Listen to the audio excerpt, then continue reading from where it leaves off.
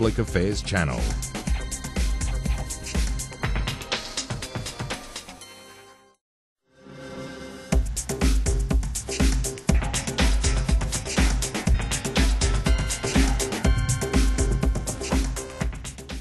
Good morning. I'm Melissa Graham-McIntosh, the Director of the Centre's Women in Leadership initiative.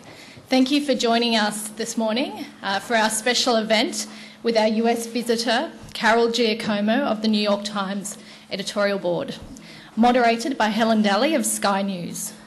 Full participation. It's a central theme of the Centre's Women in Leadership initiative, and it's a theme of our November conference, which will be in Brisbane, called the International Dialogue on Women in Leadership. And looking around the room, full participation certainly is the appropriate title. As President Obama said in his recent State of the Union speech, when women succeed, America succeeds. And then Hillary Clinton upped the ante, declaring, when women succeed, the world succeeds. But success on this scale is only going to happen if we invest in women's empowerment and participation. And we hope our initiative will help drive this message through international discussion at the highest levels, through collaboration at the highest levels, to ensure greater recognition of the economic and social imperatives of women's participation in the workforce, improved career pathways, and more women in leadership roles. On the express route to the top, I so clearly remember the title of the Daily Telegraph article that reported my speedy rise into a senior media role at American Express, around 2 years after graduating with a journalism degree, and a stint in the Minister for Olympics and the PM's office under my belt. At the age of 22, I think I was blabbering on in this article about being young and everyone's doubting my ability to achieve at such a young age. As with many women of my generation, I was racing. I was racing to get as far as I could, quickly, as fast as I could, before the potential of family and other commitments took over. But like many women, that shouldn't be the case. We shouldn't feel like we have to rush early in our careers. We need to invest in young women before they hit the road and race ahead in their careers. We need to invest in women if they choose to have a family. We need to invest in women if they want a path to leadership. Full and equal participation, a 50-50 pathway to the top all the way in order to change the world. Changing the world and reporting on changing the world. What a powerful force when we can do both. Our special guest, Carol Giacomo, is someone who so successfully and admirably does both in her own career, through being a woman in leadership and informing the world about the issues that matter. What an honour it is to have her here with us today at the US Studies Centre in celebrating International Women's Day, the work we are doing as part of the Women in Leadership initiative, in partnership today with Women in Media. I thank you, Caroline Jones, as patron of Women in Media in the committee, for joining us today at the US Studies Centre in this special event. I hope we have many more partnerships in the future. And in saying that, I'd like to hand it over to Nina Fadala, the Director of Media, to introduce our special guest this morning. Thank you.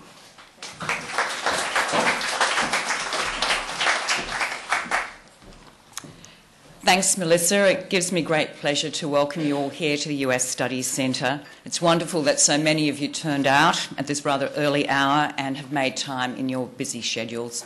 It's a testimony how you feel about women in the media. I can only say from my own experience as someone of an older generation that there has been enormous changes. When I was a cadet journalist at the ABC in Hobart, I was only the second one ever there. And in a career that has spanned almost 40 years, there have been enormous changes, and you all are testimony to those changes. But the path hasn't been easy, and there are many challenges that lie ahead. Carol Giacomo from the New York Times and our own Helen Dalley are also women in media who have reached the pinnacles of their careers. And I think they are also an inspiration, as Caroline Jones is also. Carol Giacomo is with us this week. She's giving a number of presentations, and one of her themes will be President Obama's second-term foreign policy. A little bit about Carol.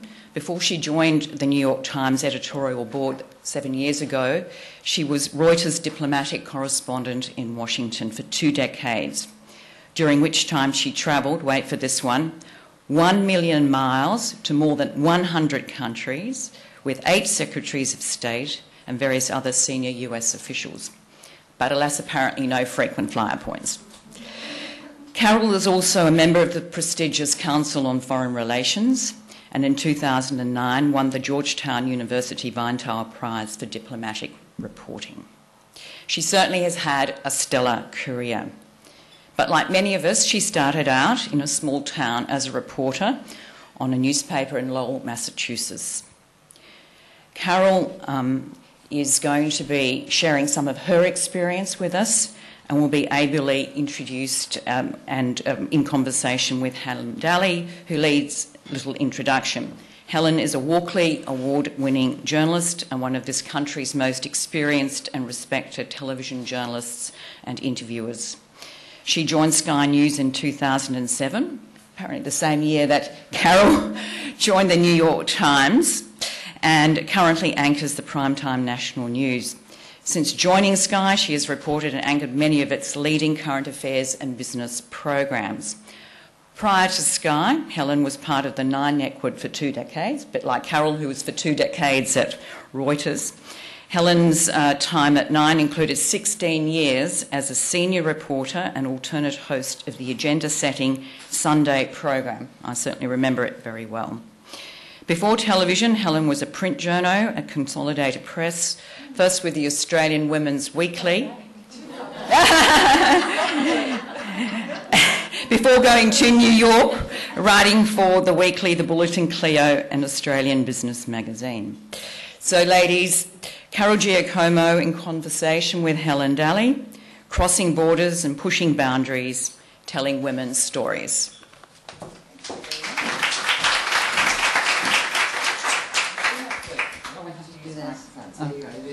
Thanks very much. Sorry. Hopefully these will work okay.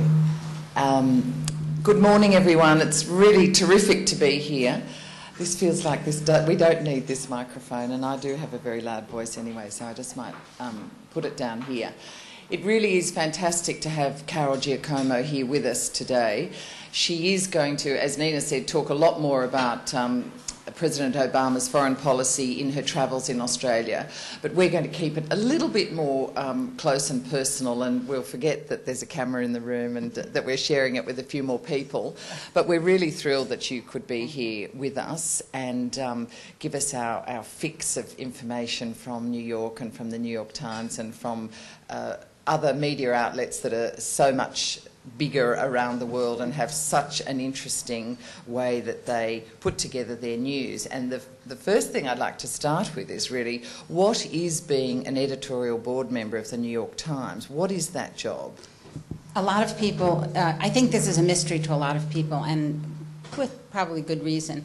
Being on the editorial board suggests to many people that we edit the entire paper, or that we do the assignments, or that we run the business side.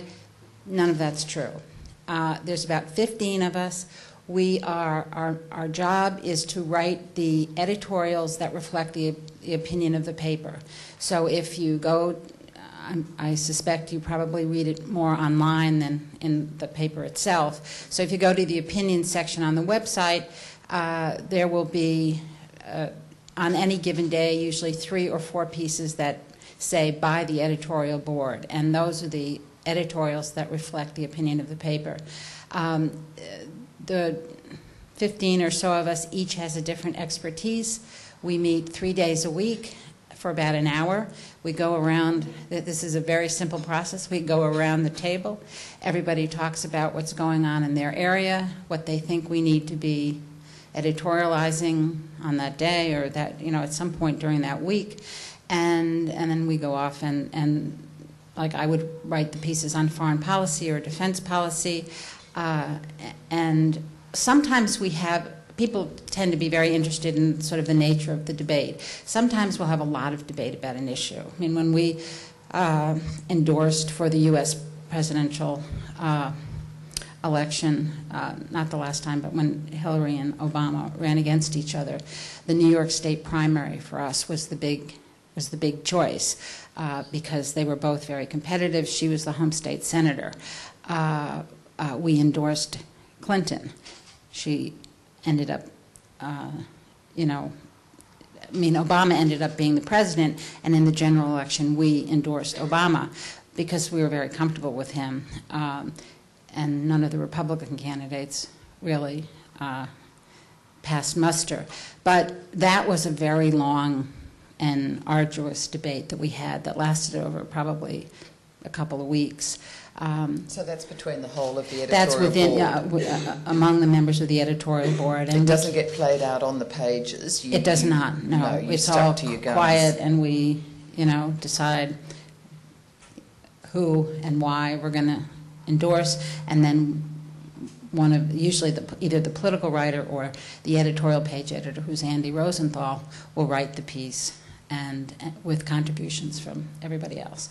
But often there's not so much a debate about the core issue. For instance, we support a minimum raising the minimum wage. We are against the death penalty as a core principle of the board. We are pro-choice.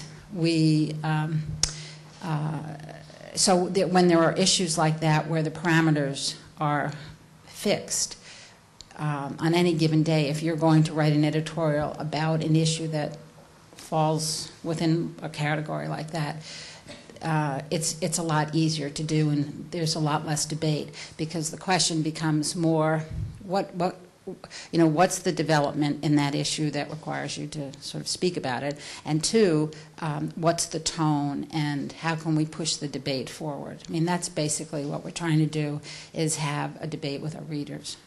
Given that foreign policy and defence and security issues are huge issues for America, and papers like the New York Times are very engaged in those issues, as obviously the administration is, that's a hugely responsible job that you have, and your area of expertise must be fairly dominant on the editorial board in terms of they would look to you to write quite a number of foreign policy type editorials. Right. I write generally 4 pieces a week, and each day it's a different piece. So, I'll write about Iran, Afghanistan, nuclear weapons. The depth of knowledge you must have, the contacts that you've got to be calling in Washington and everywhere to keep yourself informed. Right. It's tough. I have to say, I'm always reading. I never feel like I'm reading enough, and sometimes it does feel overwhelming because the issues are so complicated, and you don't want to be stupid. You don't want to make an argument that lacks the depth and the facts to hold it up. So it can be a little perilous, I must say. But in addition to sort of relying on the reporter of the reporting of our own journalists in the field. I read the Post, I read the Wall Street Journal, I read Reuters, I read, a number of magazines and other online websites. I depend a little on Twitter because I follow people all over the world, and they will be either making comments on things that are happening in their country, or they'll be linking to articles in local papers, which I might not see otherwise. So, and then, of course, there's people in the U.S. government and people in academia and people like Bates Gill, who I will call to say, hey, can you help me think through this issue? So I will reach out as much as I can to other people. So you would say you're still very much a working journalist? Very much so, yeah. I know there's an image of editorial writers sort of sitting in these ivory towers sucking their thumbs, but that's... If you do that... Hopefully not most of the time. No. It's a big mistake. You've got to be current. You've got to be on top of what's going on. So when you started in Lowell, Massachusetts, did you have the dream of the New York Times? That's the pinnacle, that's where I'm headed? Listen, when I got my job at a college working for the Lowell Sun in Lowell, Massachusetts, I was thrilled to have this job. All I wanted to be was a journalist. I decided when I was 12 that I wanted to be a journalist. I went to a small Catholic women's college where when we graduated, 95% of the women were either going to be teachers or were getting married. And here was, I was a little bit of an anomaly. And so when this newspaper gave me a job, they offered me $85 a week. I was thrilled. I would have paid them. So did I think I was going to be at the New York Times? No, never. So no plan? No, my plan was to be a journalist. That was my plan. And I've loved every job I had, and Melissa was talking about, she had to rush. I was on this, flowing with the river of life. If I could have a job in journalism, I was going with the job. And the idea of having children was like, okay, sometime in the future. I got to 39 and I realized, God, if I'm going to do this kid business, I'm going to have to act. So I had no plan. And did you do the kid business? I did the kid business, yeah. When you joined the New York Times, were there very many women there? Because I think a lot of people in the media and outside the media think that, the media is very even-handed, lots of women on telly, and we see all that. But in those upper echelons, in management levels, certainly now, I'd like your opinion about now, because my impression is that it's still quite hard to be in those very senior levels. But back then when you started, were there many gals around? It depends on what you mean by started. I mean, when I started... At the New York Times? At the New York Times. That was 2007. I'm sorry, yes, of course. So, yeah, things were pretty good by then. We had already had a woman who was the first woman editorial page editor. She's Gail Collins. She's a very popular columnist now. And her deputy was Andy Rosenthal, who then succeeded her as editor. But I actually meant when you started on this foreign policy sort of area. Not very many women at all. Not very many. And so for a good part of my time with Reuters, I was traveling with the Secretaries of State and starting with Schultz. And he was going to the Soviet Union a lot because nuclear weapons, nuclear war, that was a big thing. The girls didn't do nuclear weapons. And so to me, that was like, I was not a scientist. I wasn't a nuclear weapons expert, but I knew I had to learn about nuclear weapons because that's where the action was. So that's what I did. I spent a lot of time, many years, learning and sort of developing an expertise in that. And sometimes being the only woman on the plane to Moscow because that's just the way it was. Were you accepted by the administration? Any problems being a woman covering that area? There are always problems. I mean, if you're the only woman or one of two, or and the rest, there are 10 men, they'll go out to dinner by themselves. It's much better now. It is much better now. I mean, there have been times with I'll give you this anecdote, and don't tell anybody, my Reuters colleagues, but we were in. It was the end of the communism had fallen, and the Berlin Wall had fallen. And we were in Berlin for the raising of Checkpoint Charlie, which was like a symbolic experience. And I was there with Baker. And most of the time when I was with Reuters, it was me and the guys covering these big stories. I would fly in with the Secretary of State, and the men would be the ones who would be covering the story with me. And, they were always fighting over doing the lead. Well, I didn't care I wasn't going to fight with them over anything. I didn't care about doing the lead. I had a unique perspective as the reporter who was with the Secretary of State. So I always found my own way where I could add value to the file. So we're in Berlin for this event, and the end of the day, and I go to the Reuters office, which is in East Berlin, and the guys are just finishing up doing the lead-alls for the day. And I said, I'm going to do this story. And so they said, okay, great, just shut the office door when you leave. And they went off to dinner, never invited me. And I was really angry because I was tired and I didn't know the city and I didn't really know how to get back to my hotel, which was in West Berlin. And so there were instances like that along the way. We all have those experiences. We even have those experiences today, but they make you stronger. Exactly. We've been having this big discussion in this country about our Sex Discrimination Commissioner has put forward for women in leadership and to help promote and progress women through the corporate sector, this male champions of change, and 21 of our male leaders of big companies have pledged to do this. And there's a lot of strong talk, and they are really getting behind it. In your career, did you have any great sponsors or any male champions who really helped your career change? Or was it all from you? I didn't really have a Svengali. I will say that the way I got to Reuters, I was working at a paper called the Hartford Courant, which is the biggest paper in Hartford, Connecticut. And at the time, it was a very, very good paper. And they brought me to Washington in 1981. And soon after that, this guy whom I had known from years before, because we both covered the Capitol, the state government in Hartford, he was covering it for UPI, and I was doing it for the Courant. And we were friends. And he, as it turns out, became the news editor of Reuters in Washington. So I come to Washington with the Harvard Courant, and he asked me to come to work for him, covering foreign policy in Congress. And that was, a huge break for me. I wasn't sure I really wanted to do it at first, but he basically convinced me to do it. So and I was his first hire when he got his big job.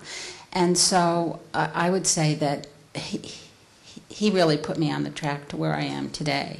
And that was great. But it wasn't like he guided me all along my career, but certainly at that moment he gave me an opportunity, which I'm grateful for. Travelling with the Secretaries of State, and there have been 3 women in recent, 3 women full stop. You didn't travel with Hillary Clinton, but you do know her and you've interviewed her. Was it so much harder for those women Secretaries of State than it was for the men? Because it's obviously an incredibly tough job. You're sort of enforcing American foreign policy, but you've also got to fairly gently walk around the world and not offend everybody. How much tougher is it for those women? I think it was tougher for Madeleine Albright because she was the first, and her relationship with the White House was a little tricky because at the time Bill Clinton was the president, and he had, they were all guys who were part of the national security team, and so I think it made it harder for her. So you mean harder because they didn't listen to her? I think it was harder for her to be heard. And in that job, if you really want to have clout worldwide, you have to be seen as the president's person. Now, she wasn't the only person who had that problem. There were a lot of secretaries of state, including male secretaries of state, who did not have that same sort of cachet with the president, or were not perceived to have that cachet, and that compromised their ability to do the job. James Baker, who was the secretary for George H.W. Bush, was, in my experience, the best and the most powerful Secretary of State. Really? Because he had the ear of He had an incredible relationship with Bush, and there was no question that Baker was the guy. And Baker was also, just partly because of Baker's personality, and also because the period of history in which they were in power. But the perception outside of Condi Rice and her relationship with George W. Bush appeared that he adored her and thought she was fabulous and listened to her. Was that a wrong perception, that they actually tried to, encourage people to think? No, she did have a very close relationship with him, and she helped to tutor him on foreign policy. But I think that first term was such a disaster. Going into Iraq and whatever, militarizing American foreign policy in a way that was unusual. And she, I think, has to get a lot of the blame for that. and also the Pentagon was just so strong. I mean, Cheney, when I think of that period... She argued that she was hostage to, and that's not necessarily a strong enough argument. She's the Secretary of State. She should have been able to put her voice at strongly. the time, but she argues she was hostage to those big tough bullies that were in that government. Actually, I think I'm kind of being misleading here, because in the first term she was the National Security Advisor, and so she was supposed to kind of mediate between the others' national security personalities. But the Pentagon and Cheney had such sway, and I felt that when she was Secretary of State too, that Cheney was still this overpowering force. So they had problems relating to the administration. What about the problems relating to male leaders around the world, some of whom are no doubt misogynistic dictators? Right, and they would occasionally run into problems like that. But when push came to shove, though, they were representing the United States, and so that was always a trump card. That's all the backing you need. Right. Yeah. We talk a lot about conscious or unconscious bias that exists in the media, in any industry. Do you see that? Did you see that particularly when you were at Reuters, because you were there for such a long time, and that's what can hold women back in terms of getting to these areas of leadership? Yeah, I mean, I think that I think there was a lot of that. I'm sure. Look, I had a great career at Reuters. There were many wonderful people there, but I do think institutionally, certainly in the early years, it was much tougher as a woman to get the good assignments, to be, to become a bureau chief someplace, to get the assignments in the war zone where you could really make your career, because that was the big story. And I think it's not completely gone away. I mean, in that organization, you do see more women, you do see more women in management, but there's still a certain residual.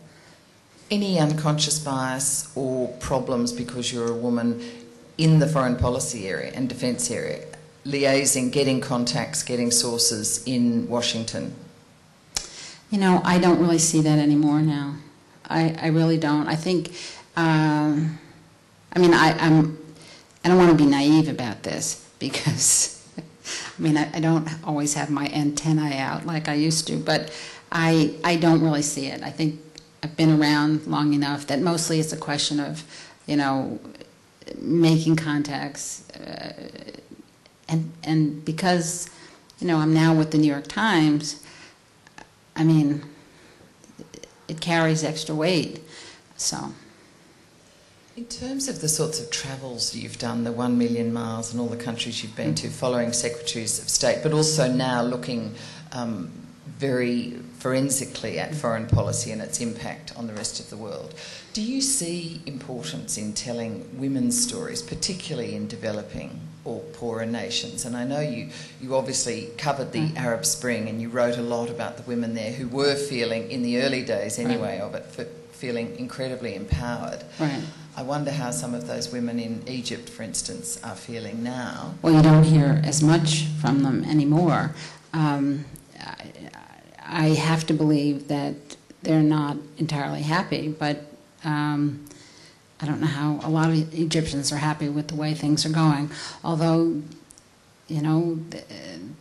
many people just sort of felt that there was so much chaos that they wanted stability at all costs, and it looks like they're getting a stability, but I don't think it's sustainable. But at any rate, to go back to the stories about women, women's stories are always important. They are essential. They are integral to every part of life. I think, it was Melissa who mentioned Clinton. I think she did an important thing, because, and it's subtle and it's sophisticated, because she didn't just talk about women, but this idea of linking women and economy. She could go to a leader of a country with a decrepit economy and say, look, if you can't bring women into the workforce, if you can't create jobs for women and businesses for women, your country has absolutely no chance. And here are the facts. So I think you're not just arguing we need to include women because they're half the population or because they're talented. you can say to them, this is a cost-benefit analysis. You need women to be involved and working and producing because you can't make it if you don't do that. So I thought that was an important contribution that she made as secretary. Do you think the male secretaries of state, say the last couple before Hillary, would have argued that sort of issue? Not in the same way. So she did argue that because she's a woman, Yeah, and because I do. she could see Yeah, the I benefits. think she was very clear-headed in terms of that. So there is a connection. benefit in having a woman Secretary of State. There would be a benefit in having a woman president too, I think. And do you think she'll do that? You know, Either go for it or get there? I think that she's putting the blocks in place in order to do that. But I don't know about your politics, but in American politics, a week is a lifetime. So Same here. lots of things could change. Who knows what's going to happen in 2016? Just back to Egypt, do you feel sort of sad, I suppose, at parts of what happened to that Arab Spring? And we did see an uprising of women right around the Arab world, or in many parts of the Arab world. Mm-hmm. And certainly in Egypt, those women, I mean, obviously some of them are behind, as you say, what's been happening. But Right. they essentially threw out a dictator, got an election, got an elected president, then allowed the army to throw out the elected president. Right, And now we still have bloodshed on the streets. right. I So mean, their lives can't be that much further progressed. no, not at all. But then that's true of all of Egypt. I just don't see where the formula for success is there right now. The army has completely not just disenfranchised, but delegitimized the Muslim Brotherhood, and you know, a group. If you say to a group they can't be part of the political, a very large group that represents a lot of people, and you tell them they can't be part of the political process, then what are the alternatives? I think that the violence we're seeing is not going to end soon. Not with and certainly the election isn't going to solve the problem.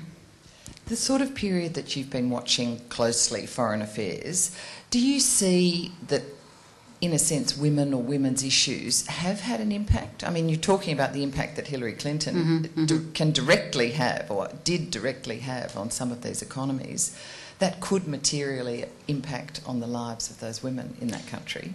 Have I seen evidence of that? A lot of change.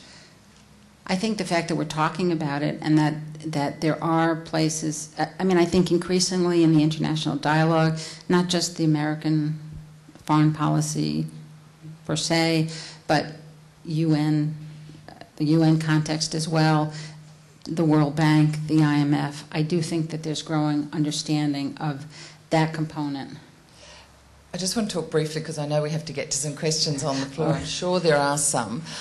The shifts in the media business, the shifts in American newspapers, the New York Times has not been immune from those. How do you feel that, say, the New York Times is managing itself in going into the new digital age? Well, I mean, everybody was very worried back in 2008 when the financial crisis occurred, and the New York Times experienced a rapid decline in advertising in the news pages.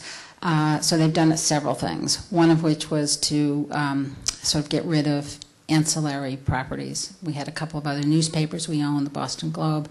Those were sold.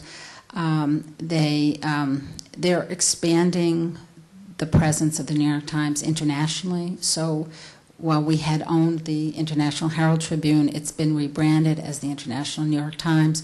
There's more. We're doing more coverage, more local editorials as well in different regions of the world, and I mean, we're focusing more on the New York Times brand. And of course, the big thing was that we, in many ways, led the way with a paywall on the internet, and that has made a huge difference. They started making money, and more money than they expected. It's still not enough to compensate for the ad revenue, as near as I know. This is not my expertise, but this is what I've been told. But they're very optimistic about it, and in general, I think the last quarter was better than expected.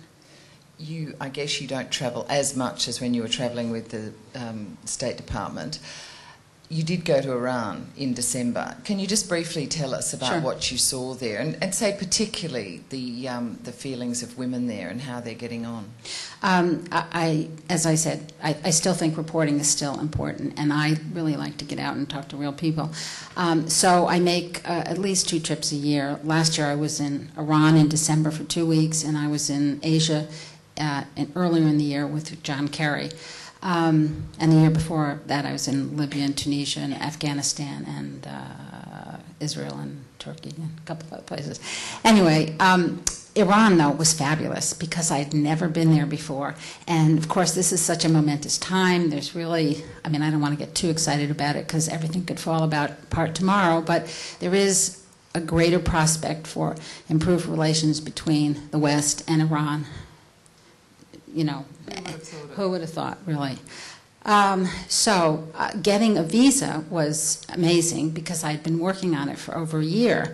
And when Ahmadinejad was in power, he was, you know, he wasn't so keen on Western journalists. So after Rouhani became president, things have opened up a little bit. And so I went with a friend of mine who was also a journalist, which was good because she knew Iran. And I had never been there before. So you have to use a fixer, a government-approved fixer, in order to make your appointments and have an interpreter and have a driver and all that. And I was really worried that it would keep us from doing independent reporting. But we really made opportunities to break away and sort of see and talk to as many people as we could. We talked to people in shops. We talked to people.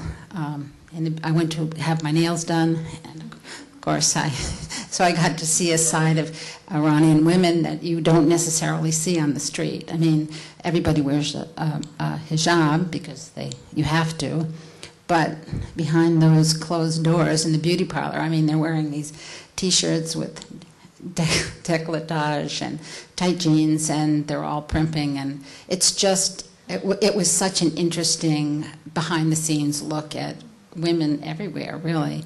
And even the way they wear their hijab. I mean, I was terrible at it. The scarf kept falling off. But the Iranian women just, I don't know, they had a way of kind of putting it on their hair, and they all looked fabulous, and the breeze never seemed to touch it. But they're really, a lot of them we talked to, very smart, very, you know, determined, very goal-oriented. There's a lot of potential in that country. Just briefly, the same for Afghanistan. How did you feel when you went there? That was, what, more than a year ago? Yeah. Well, actually, and I talked to a lot of women there, too, and I was surprised. I mean, that's a much more... religiously conservative country even than Iran, I would say. I mean, Iran at this moment has a little bit of space. We'll see what happens. But even there, I met women who were, I met a woman who was running her own construction business, and she's an Afghan woman, and she was driving around the country. I don't know how she got away with it, frankly, but you know, she was doing it. I met women who were in civil society who had groups, either women's groups or groups that were trying to establish projects in their home villages. I mean, there's a lot going on there too, but they have a much farther road.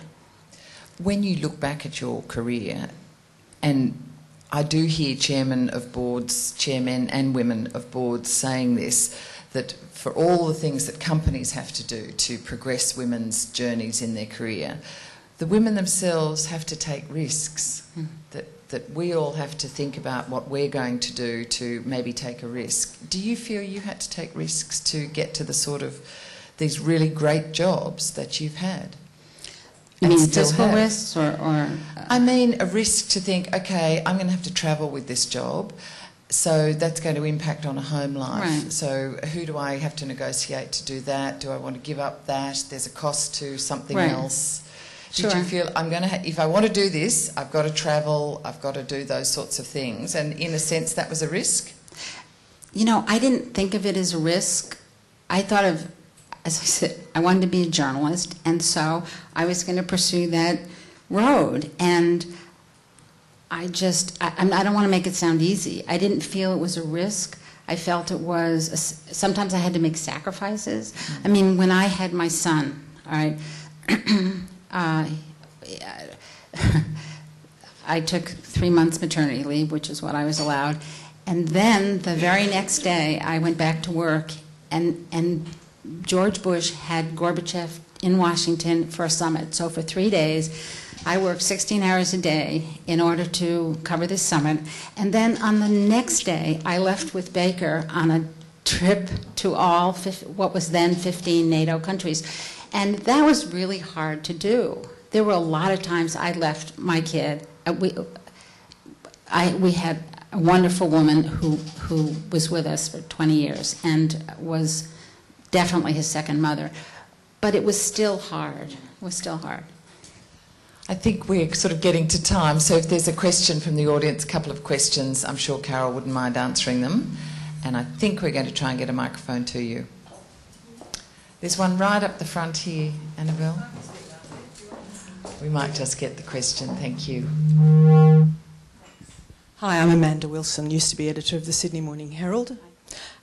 Just wondering whether, in your experience, you found that having a woman in charge of a major news organisation makes any kind of difference, both to the way the news agenda is handled within the organisation and also how women feel about having a woman as a leader. Does it make any difference at all to their aspirations or to the jobs that they end up getting within the room? Just so that everybody knows, Jill Abramson is the first executive editor of the New York Times. I don't work directly for Jill. I work for Andy Rosenthal, and so the lines of authority are a little different. But I'm thrilled that she's there. I think she was the exactly the right choice. She's extremely competent. She has proven herself as a journalist over many, many years. And so I'm thrilled she's there. I think it's a great thing for all of us as journalists, not just as women. Because I don't work for her directly, I can't tell you that it doesn't change my life because I work for somebody else. But I think as an organization, it certainly makes us feel like the paper is in tune with its political views, with our editorial views, which is, and women, lots of women have had opportunities around the paper. I mean, there are many women in serious jobs. I mean, the deputy editorial page editor is a woman, the national editor is a woman. There are a couple of assistant managing editors who are women. So it must make people feel like, oh, well, there is a career path. There is a career. There is. Now, jobs. I'm not saying that people don't.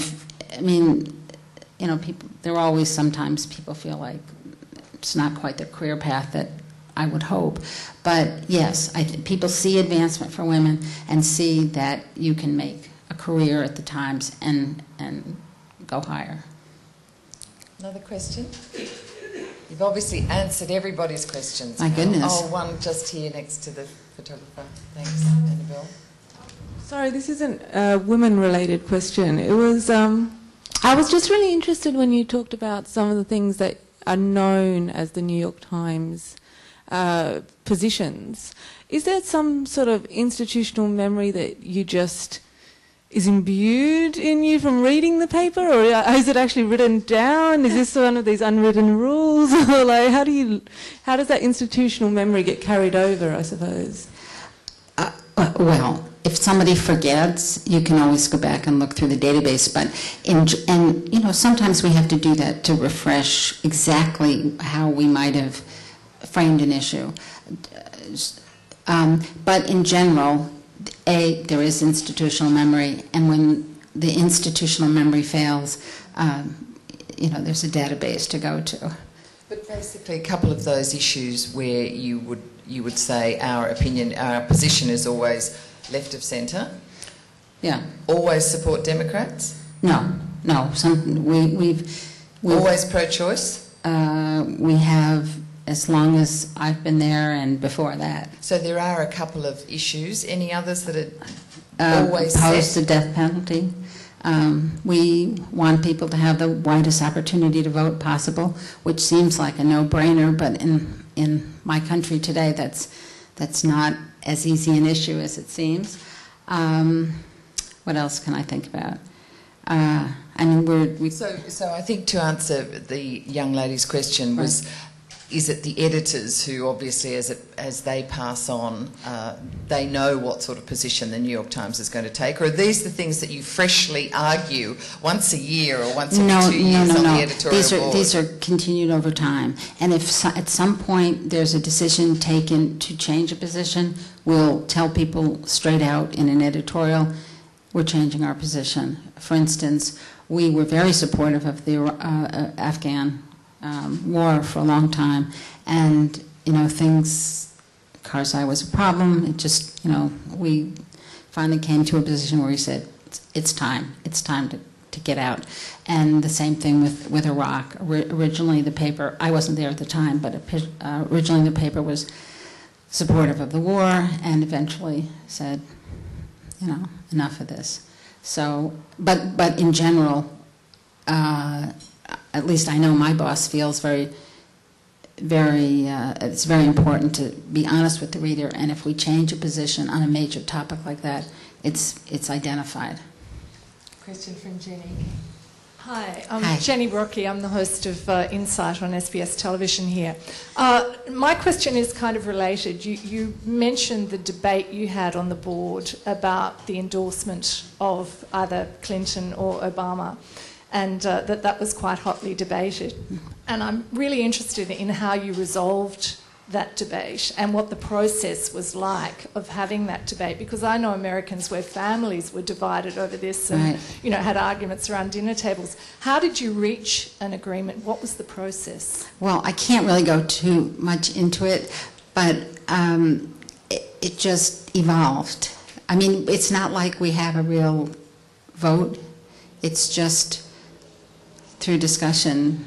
But that would leave it open to some of the more dominant players around that editorial board perhaps being more persuasive than the others. Well, Andy Rosenthal is the boss, and he reports directly to Arthur Sulzberger, who's the publisher, and it's his paper. So I think that if there were a position that... I don't think Arthur gets directly involved. He does... I know he doesn't get directly involved in every editorial, or even a fraction of them. But certainly if there were an issue that he felt strongly about, he could say, this is the way I want it to go. But he gives Andy a lot of autonomy, and Andy, I think, is very good about encouraging open debate on the board. And are there other issues other than that Democrat primary, those series of Democrat primaries that have caused similar passionate debate on the board that you can think of? That was the issue of putting chairs in the middle of Times Square. Bloomberg had this idea, and actually it's still, I think, out there, where he cordoned off, he wanted to make it a more user-friendly city, and so they cordoned off a part of Times Square and put lawn chairs there so people could go out and sit. And so we had quite a lively debate about So you do get involved in city issues occasionally, the great paper of record. City, state, New Jersey issues, Just back to the Hillary and Obama one, could it have come down to something in the end like, she's our city, our state senator, we're going to back her? No, that wouldn't have been the issue. Okay. It's who's most competent. Okay. We might make that the last question because we have to let you all go off to various Work. things. Everybody has to go to work. It's Janine McDonald from the Australian School of Business at the University of New South Wales. I was interested in your comments about Hillary Clinton talking about raising the economic status of the country by raising the economic status of the women. And we know that in a lot of countries in the world, women don't enjoy the status that we enjoy here or in the States. To what extent do you think that the nature of women's status in those countries should be used as a lever in foreign policy discussions? And obviously a lever is maybe a bit naive, but to what extent should they be introduced into foreign policy discussions? Well, you mean to include some sort of condition that trade benefits have to specifically advantage Go women? to women. I think it's certainly an issue that needs to be discussed. I think it's a consideration that has to be part of that whole. I mean, if you're talking about how do you frame a trade agreement that's going to be beneficial to a country, how it impacts all its people, including women, is, I think, pretty self-evident. Now, do you make it a condition somehow? I don't know. I think that. But I definitely think it needs to be a consideration. And I would just say one more thing on Hillary. She also appointed an economic advisor. And the whole point was to try to integrate economics more into foreign policy, and which I thought was a great thing. I have to say that I haven't kind of gone back and re-looked at that to see whether it's been sustained over now that we have a different secretary. Kerry certainly spoke to that issue, the importance of economics in foreign policy, when he was confirmed, but I honestly can't give you a fair read on whether he's done anything with it. I think we might have to leave our discussion there. We could really go on and ask Carol about her extensive experience in foreign policy, but that will be for the other events that no doubt Nina has planned at the US Studies Centre. Would you please thank Carol Giacomo? Thank you. And I'm going to hand over to our much-loved Caroline Jones.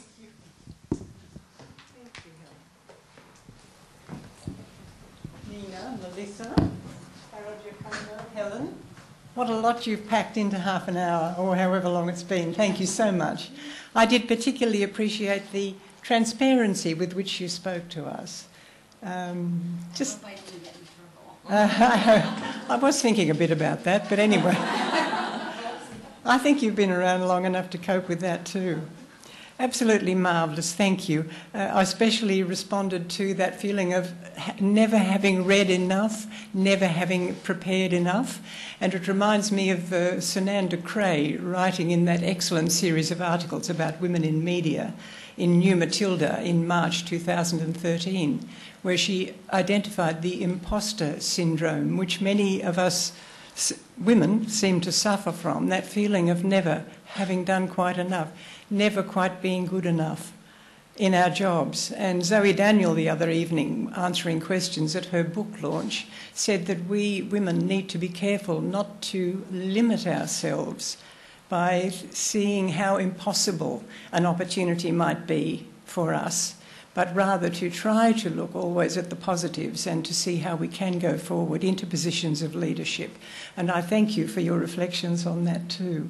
I very much like the story about the men going off to dinner and leaving you to find your own way home. I had a funny experience with that the very first time I think I travelled overseas with a film crew, and the evening came and the day's work was done, and off they were to wherever. And it was fairly clear that I wasn't going to be going with them. They were very nice to me and I think they had affection for me. Anyhow, I thought, what is my role here? So I stayed up and waited for them to come back from wherever they'd been. And the next morning at breakfast, I asked if everyone had, this must have been New Guinea, if everyone had remembered to take their quinine tablets, thus earning myself the nickname ever after, with certain of the camera crews, of matron. Oh. That's all right. As the question of women in leadership, does it matter? Yes, from my experience it matters. I've had some excellent experiences of working for women who were in positions of leadership above me, and they've been excellent experiences. One of them is in this room and the other is hard at work back at the office. But yes, it makes a difference to our aspiration. We see what is possible. And also that management style, I think that, well, we can't be too general, but that many women have, which can be very inclusive and encouraging. Anyhow, I shouldn't be here giving a talk. Uplifting and encouraging. Thank you so much to both of you for sharing experiences with us. I think that this partnership, I hope I can call it a partnership now, between the United States Studies Centre and Women in Media, supported by the Walkley Foundation and the Media, Entertainment and Arts Alliance, is a very fruitful one, and I hope that it will prosper. Thank you so much for hosting this morning. It's been a lovely occasion for all of us. Women in Media is just new. We'd love you all to become aware of it and to register, to belong. And if any of you have not done that yet, well, we'd love you to. Maybe just hand a business card, if you have one with you this morning, to Flip Pryor, who's at the very heart of our Women in Media enterprise. She's just waving to you, 2 rows from the back, and she'll be at the door. Love to have some business cards from you. And our website is womeninmedia.net. So visit that, please. Thank you all. Thank you so much. How lovely to have you here as our visitor. And a happy International Women's Day to everybody. Thank you.